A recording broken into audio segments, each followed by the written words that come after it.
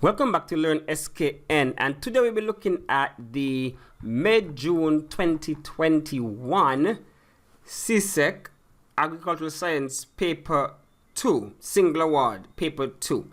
So I would just like to thank again a member of the community for linking me with these latest agricultural science papers. And so shout out to who you know who you are, shout out, big up yourself one time, much appreciated. So we're going to jump into this paper 2 from May-June 2021. Alright, so let's just jump right into it. Number 1, A1. Explain the difference between fixed costs and variable costs. So explain the difference between fixed costs and variable costs. Now, the difference can be found in, of course, the definitions. Where fixed costs are those costs that don't change no matter the level of production. They don't change during the course of production. They don't change whether you produce 1 unit or 0 units. You still got your fixed costs. So they don't change. These are costs that remains the same as you say fixed. Whereas your variable costs are those costs that changes based on your level of production. They change based on production. So if you are going to plant 1 acre versus 5 acre, then you know the seedlings, the amount would change. So the cost to purchase seedlings would change. If you are going to have, let's say, 100 birds versus 500 birds, of course, you know the cost of medication and feed is going to vary. So variable costs, they change based on the level of production. And that's the key difference between these two costs. And so if you look here in our textbook, we'll see costs that do not change, such as land rental, machinery, and buildings are referred to as fixed costs. Variable costs are those costs that change with the level of production. These costs include fuel, feed, fertilizer, pesticide. So if the farmer decides to increase the number of broiler chicks, then more feed will be needed. Alright, part 2. Define the term partial budget. Define the term partial budget. Alright, so right here in our textbook, we have a definition right here. A partial budget is prepared when there is a change in a specific aspect of the existing farm plan that requires some modification to the overall budget. So a partial budget is, as you say, is not a full-on budget. It's just a supplementary budget, in a sense, for the entire farming operation, the entire plan. So if there's something specifically changes within the plan, not the entire plan, just something specifically, that's where that partial budget is used for to get the income and expenditure for that particular area of the operation. So, for example, a farmer may want to know whether replacing one crop with another crop, then that would be, which one would be more profitable?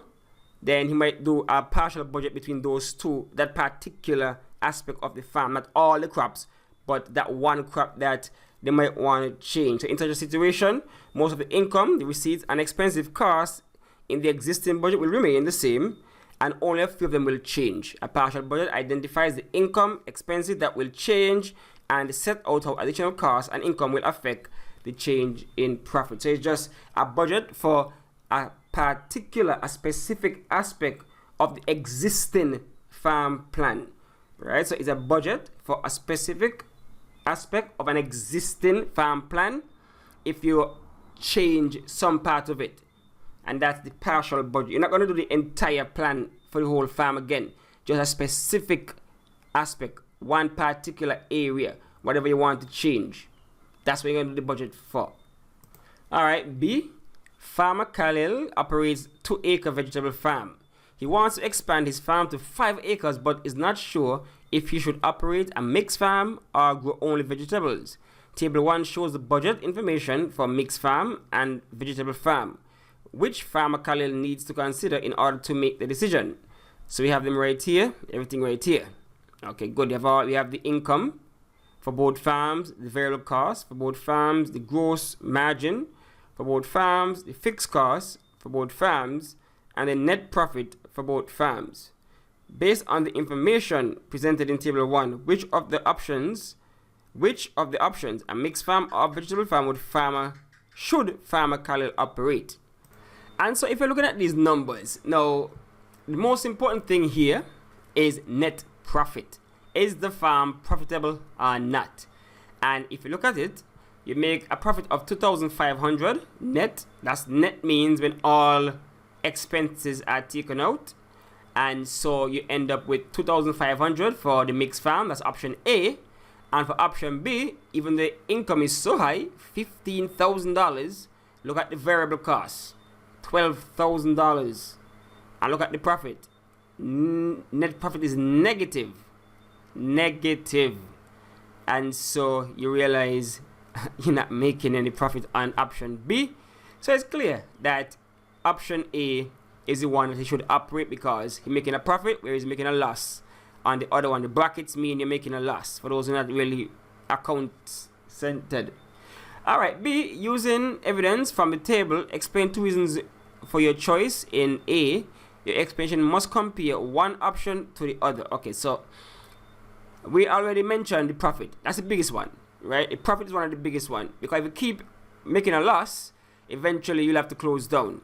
So evidence from the table shows us that when it comes on net profit, option A is far superior to option B because option A is actually a profit and option B is actually a loss, right? That's why it's in the bracket, it made a loss. So that is one reason why I would have gone with option B, because from the table you can see the net profit one versus another. And then if you're looking at overall cost now, we can look at fixed costs, variable costs. They're all sky high, especially look at the fixed costs for farm A and the fixed costs for farm B. The cost is way high, $4,000 compared to just $500. And so because of that big difference in fixed costs, remember, fixed costs, no matter if you produce 1 or 10, it's not going to change. And so farm for operation B, option B, look, even variable costs, 12,000 versus 6,000. So this one you have to produce so much more to even get close to making a profit because your costs are too high compared to A. We're talking $6,000 difference in variable costs and $3,500 difference in fixed costs. So overall cost is just too high. So if you're comparing the two costs, we're talking total cost 12,000 plus the 4,000. That's $16,000 in total costs for our option B compared to just 15,000 in income. So right they realize that you are making less than it costing you. If you compare that to section A, we're talking $9,000 in income. But total cost, which is fixed plus variable, is 6,000 plus 5, so that's 6,500. That's your total cost. So it's way lower. So these are the 2 points. You can use any of these points. You can look at the variable cost, compare them, and you can look at the fixed cost and compare them, and the total cost and compare them, whichever option you take. But you could see why you would choose option B based on cost and based on profit. Okay, part 2. So just one reason why each of the following is important for a farmer to consider when making a decision. Okay, so gross margin and net profit. So what is gross margin? Now if we look here, let's look at gross margin here in the textbook. Gross margin is equal to gross income minus variable costs. It is the difference between the sales and the production costs. So right there you could tell us what is what, because gross margin is the difference between the sales and the production cost. So whatever it costs to make something and how much you sell it for, the difference is the gross margin. So gross margin is gross income minus variable costs. So gross margin shows the farmer how profitable the enterprise is. Those agricultural businesses with higher gross margins will have more money left over to spend on other operations. So gross margin tells us just how profitable the farm operation is. It's the difference between production costs and what you sold the goods for. So if you're looking right here, we're looking at total income was 15,000 and variable cost is 12. So you minus that from it, you get the 3,000. So gross margin is 3,000. But now you ain't even factor, both of them got the same gross margin. So that's good in a sense. But you didn't factor in fixed costs yet, because that's when the dagger comes into play, because fixed cost now is so much higher. But to answer the question here, so it's one reason why each of the following is important to a farmer, because gross margin tells the farmer how profitable the farm is, because it tells you what's the difference between what you're selling the goods for and what you're producing them for. So now by using that, you're going to say, okay, if I'm producing them for $5, let me sell for 7 or 8 so I can make a profit. So it helps to inform your pricing decisions, how much you sell them for. Because remember, revenue is very important. And so when you minus the costs plus the from the revenue, you get your profit. Right? So gross margin will help us to get inform us as to how much profits we might be able to make. Because it tells us the cost of production, and it could tell us how much we should sell it for, so you can know how profitable the business is. Then you have net profit. Net profit is after all of the deductions are made. And so net profit is basically what you're going to take home, what your farm operation is left with after all the deductions and everything are made. Right? So net profit is very important, because look at the table right here with net profit. You see making a loss. So that now will tell you, could inform a lot of things for you as a business person. Should I continue down this road? I'm making a loss. Should I continue how I'm doing things? Should I kinda, try to bring down my costs so that I make an actual higher profit? So net profit will tell you how much money you're left back with after doing all of your production. And so based on that, you'll know what to do. Should I reduce my costs? Should I abandon this particular operation? Like for example, look at these two here. These two options here. Mix versus vegetable. At this point, go with A, because net profit is negative. And so the higher net profit, you go with that one. So net profit can really inform some of your decisions going forward as it relates to your costs, which one you want to bring down, and those kind of things. So that's why these things are important. So that's basically it for the first question on the May-June 2021 Agricultural Science Single Award Paper 2. So you know what to do. Again, hit the notification bell so you know when Learn SKN drops the next question. Alright, so thanks for watching. Thanks for listening. So question number 2. Question number 2 for the May-June 2021 Agricultural Science Past Paper 2. Okay, for single awards, CSEC. So define the term trade agreement. Define the term trade agreement.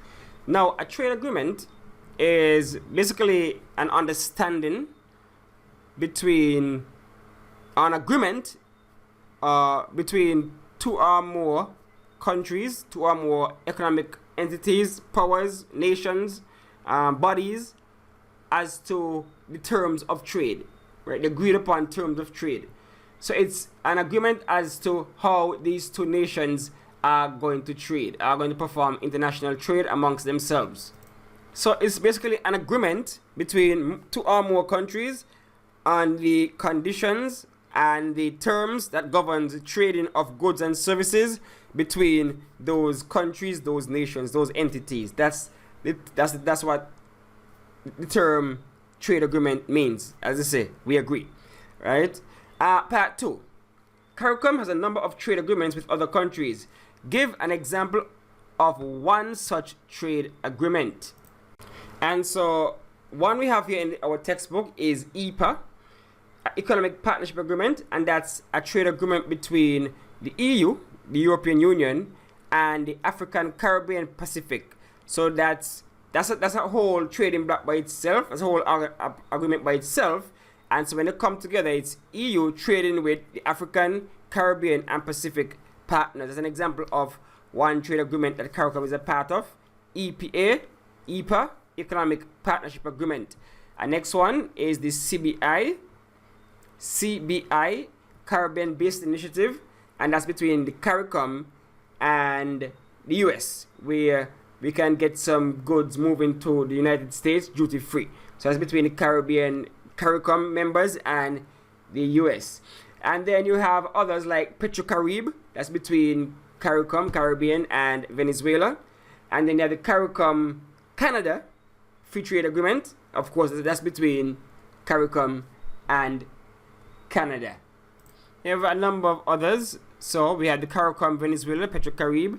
We also have the CARICOM Colombia Trade, Economic and Technical Cooperation Agreement. You have CARICOM Dominican Republic Free Trade Agreement. You have the CARICOM Cuba Trade and Economic Cooperation Agreement. So all these, they have CARICOM Costa Rica Free Trade Agreement. So all these are examples of trade agreements between CARICOM and other entities.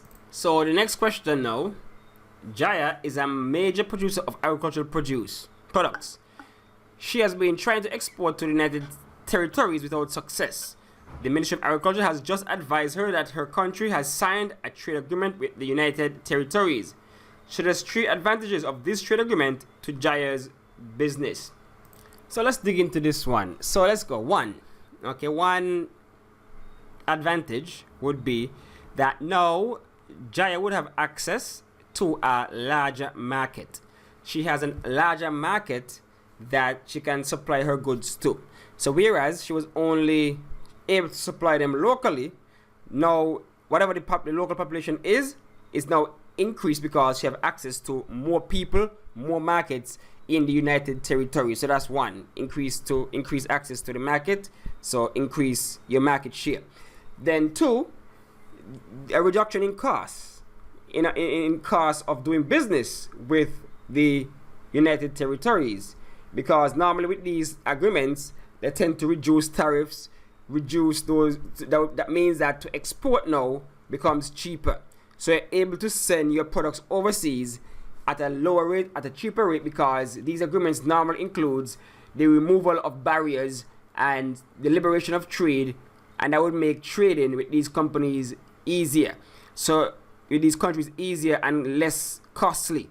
And so your goods now will become more competitive on that market. So that's the next advantage. Your goods are going to become more competitive on that market in terms of pricing. Because that means now, because the tariff might be eliminated altogether or lowered, now your goods can compete with the local ones over there, and so you become more competitive as it relates to price. So those are 3 advantages that you can gain by these trade agreements. Even further, as it relates to cost of production, they might be able to reduce her cost of production in the sense that now she has access to different suppliers of raw materials. So maybe seeds and equipment, pesticides, those things that she would use in her production process. Now she can, because most of these trade agreements are 2-way streets, right? It's not a one-way thing. So I can get goods from you for cheap, you can get goods from me for cheap. So now I have access to a large supply chain for raw materials. So I can now go and import seeds, chemicals, equipment at a cheaper rate from the United Territories, or even maybe not cheaper but competitive rate at United Territories. And added to that, variety in supply now. Now we have more variety in what you can have supplied to you, because maybe the local market was only selling this kind of seed, but now that you have the agreement with United Territories, now you can access maybe a different seed, a different type of seed over there, a different heirloom, maybe a different treated seed, maybe a modified seed, whatever. But you have a variety as to what you can access now. So all those are advantages you can gain with trade agreements with Jaya's business. I don't know how far the agreement goes. I don't know if it actually includes movement of capital and that kind of stuff. So I don't know how far that goes. But on the basis of just selling your products, exporting your products, those are 3, 4, or 5 advantages you can get, right? So larger market, access to a larger market, access to a larger supply pool, reduce cost of production in the sense that you can now buy things cheaper, and of course reduction in tariffs would cause your cost of doing business to go down and would also make your produce more competitive on that market. Okay, moving on to B. Henry is an egg farmer. He sells eggs to a supermarket in a nearby city. The purchasing manager at the supermarket recently complain that Henry's eggs are being returned by the customers. The eggs are sometimes cracked and the trays have many different sized eggs.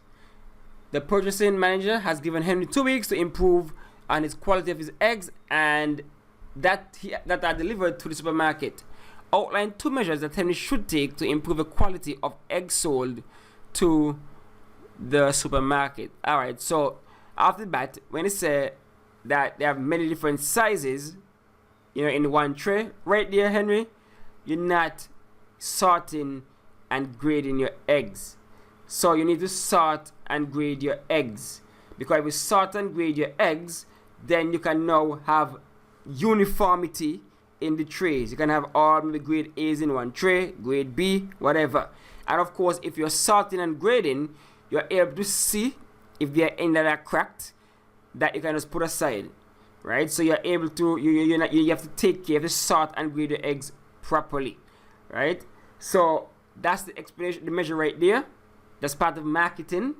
And so Henry needs to sort his eggs, grade his eggs, so that you can pick out the bad ones from the good ones when you're sorting, and then you can have a uniform size when you're grading your eggs, so that when you open the crate, all of them are the same.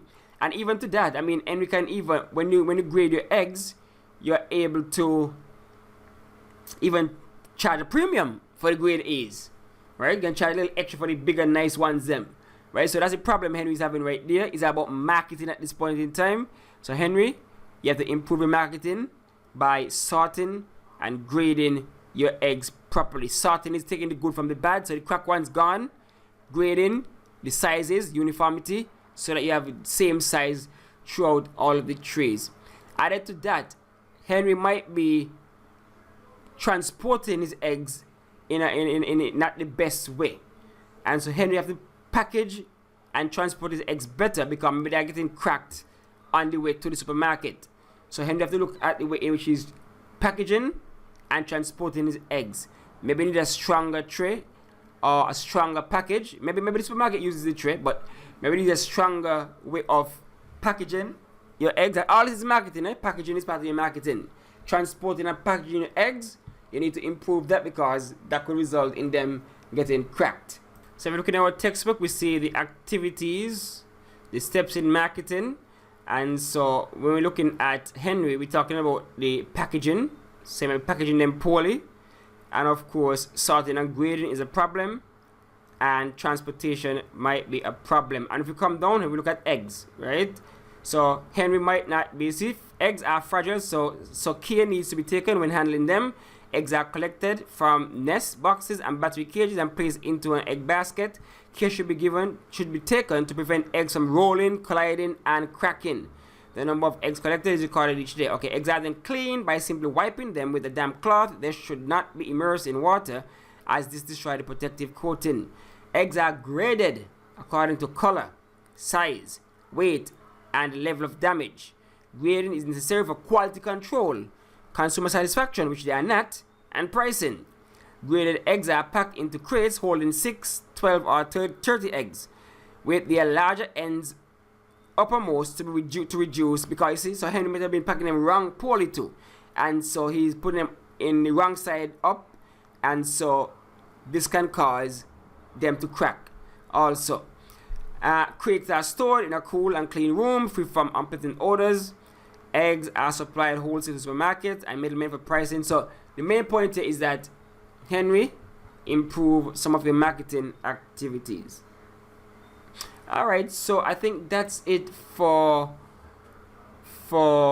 this question. Question 2 for the May-June 2021 CSEC Agricultural Science Paper 2 Single Award. So that's the end of section 1.